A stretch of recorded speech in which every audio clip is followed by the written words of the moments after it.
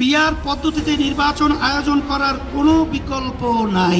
PR পদ্ধতি ছাড়া নির্বাচন বাংলার মানুষ গ্রহণ করবে না। এই মুহূর্তে দেশের রাজনীতির কেন্দ্রবিন্দুতে এক নতুন শব্দ পিআর পদ্ধতি বা আনুপাতিক প্রতিনিধিত্ব পদ্ধতি।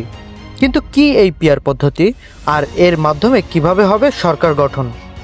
বর্তমানে বাংলাদেশের যে নির্বাচন ব্যবস্থা চালু আছে তা হলো যার ভোট বেশি সে বিজয়ী।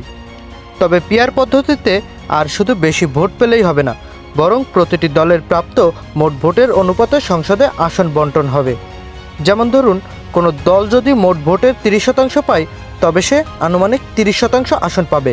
ফলে ছোট দলগুলো সংসদে তাদের অবস্থান নিশ্চিত করতে পারবে। এই পদ্ধতিতে একক সংখ্যাগরিষ্ঠতা অর্জন কঠিন হয়ে যায়। ফলে সরকার গঠন করতে হয় জোট গঠন করে। তাই সমালোচনা, সমঝোতা আর অংশীদারিত্ব হয় সরকারের মূল ভিত্তি। অনেক উন্নত দেশেই এই পদ্ধতি জনপ্রিয়, বিশেষ করে জার্মানি, নেদারল্যান্ডস, নিউজিল্যান্ডে। তবে প্রশ্ন উঠেছে, বাংলাদেশে এই পদ্ধতি কতটা বাস্তবসম্মত, যেখানে দলীয় রাজনীতি, জোট রাজনীতি আর স্থানীয় প্রভাব এখনও গুরুত্বপূর্ণ। সেখানে পিআর পদ্ধতিতে নতুন রাজনৈতিক সমীকরণ তৈরি করতে পারে।